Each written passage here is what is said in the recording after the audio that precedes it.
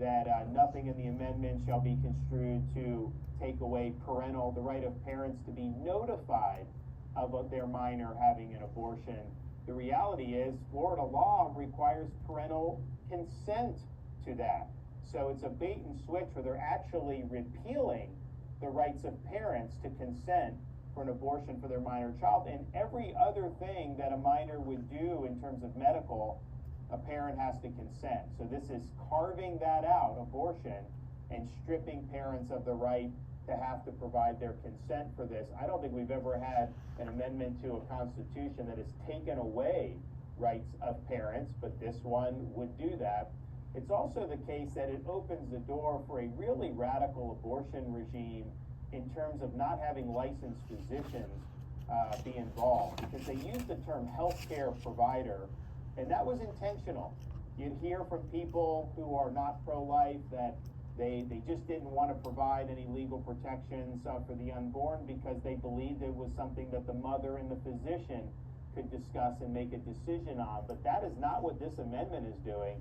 This amendment is saying you don't have to be a physician. Any healthcare provider can greenlight an abortion up till birth. I think what will end up happening is you'll end up having bootleg abortion clinics where you have non-physicians performing this, and that's going to put a lot of people at risk. And keep in mind, the state of Florida, we're in a region of the country in the southeast where there's generally pro-life legislation. I mean, so you're going to see people coming in from Louisiana, Mississippi, Georgia, all these, Tennessee.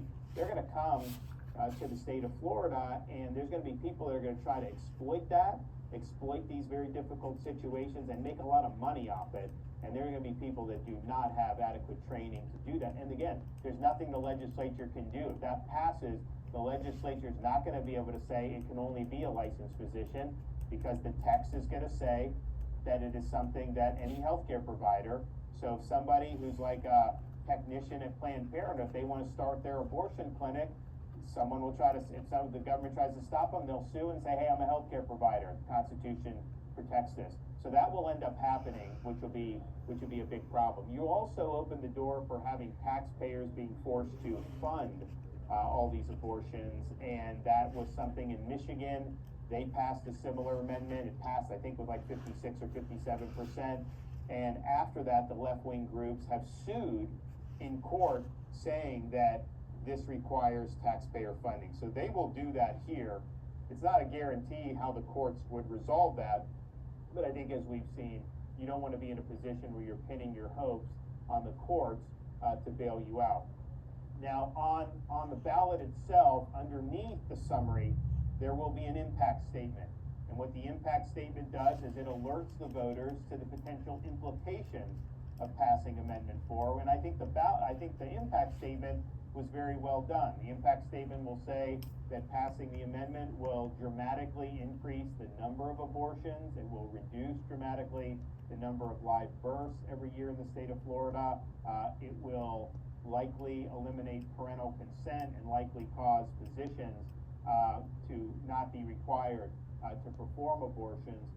It also raises the prospect of taxpayers being forced to fund abortions, and talks about that it's possible we'd have less economic growth as a result of Amendment 4 passing, given what it would do to the demographics. So that is a very good statement that I think alerts the voters, to what is going on. Now, if you're pro-life, obviously you vote against this amendment. It's a really, really horrific, extreme thing when you're talking about having non-physicians green-light abortions till birth. When you're talking about taking away parental consent, when you're talking about potentially having taxpayer funded. Nobody that's pro-life could vote for this. But even if you're not pro-life, and if you know people that aren't, you can have a debate about what the appropriate abortion laws should be in a state, although I would point out, our heartbeat bill has reduced abortions by thousands a month, but we still have about 4,000 abortions a month, and there is exceptions for rape, incest, life, and health of the mother and victims of human trafficking. But if there are people that want more liberal legislation, they have an opportunity to pursue that through the political process. You should still vote no on Amendment 4. Why would you want to take away rights of parents? Why would you want to green light these late-term abortions? Why would you want to say you can have pain-capable babies to have to undergo abortion for no reason? Clearly, this is just a bridge too far for people, regardless of their views on the underlying issue of right to life. And so I think the key is to just educate people about this. You know, you see how this industry lies and how the left lies. You have this case in Georgia that they're lying about. You know, it's a tragic situation, but it was a pregnant mother that took abortion pills, and that's what ended up leading to her death. And they're blaming Georgia law, which had nothing to do with any of that. But that's what they want to do.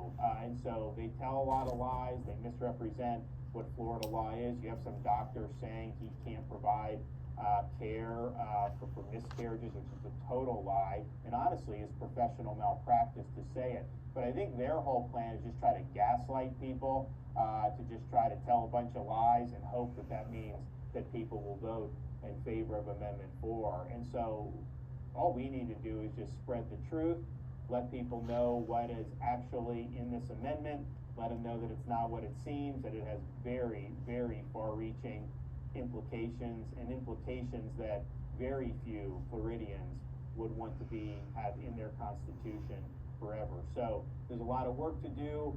There's a lot of misinformation out there. Obviously, the media is going to be pushing this amendment alongside the left and Soros. And so it really falls on people of the state to speak the truth and inform people about the nature of this. So I'm glad that you guys are involved. I'm glad you guys are interested in this. And obviously it's an important issue, but it's also the case in Florida. You know, we've stood up for a culture of life far beyond the moment of birth in terms of the programs we've done, whether it's Hope Florida, whether it's our fatherhood initiative, whether it's the health care that we've done up to a year now for postpartum. We've really leaned in a variety of different ways, and we're proud of standing up for moms. We're proud of standing up for folks, particularly going through times that are not always the easiest times to do. When you're talking about having children and having to raise children, and we're sensitive about that. On the economic side, that's why we've eliminated sales tax on all baby items, and forever in Florida, you can buy these diapers and cribs and anything you need to raise a baby tax-free. So we put our money where our mouth is. We believe in stepping up and helping folks be able to achieve their dreams in a variety of ways. And this is just kind of what we do. So thanks everybody for being involved in this. And we've got 6 weeks to go. You're going to start to see ballots, mail ballots being sent out here in a couple weeks. People are going to start early voting probably in about another month. And then we'll have an election in early November. So now it's crunch time. I don't think most people have been following these amendments at all until recently when we started to see the TV ads. Now you're going to start to see this become more of a pressing issue that people are going to do. So as long as people know the truth, I don't think that they're going to be able to pass this. But if people have a skewed understanding of what's at stake here, then it is possible that they're able to get this passed. And so the truth will ultimately set you free. Thank you. Well, Governor, we're so grateful for you, and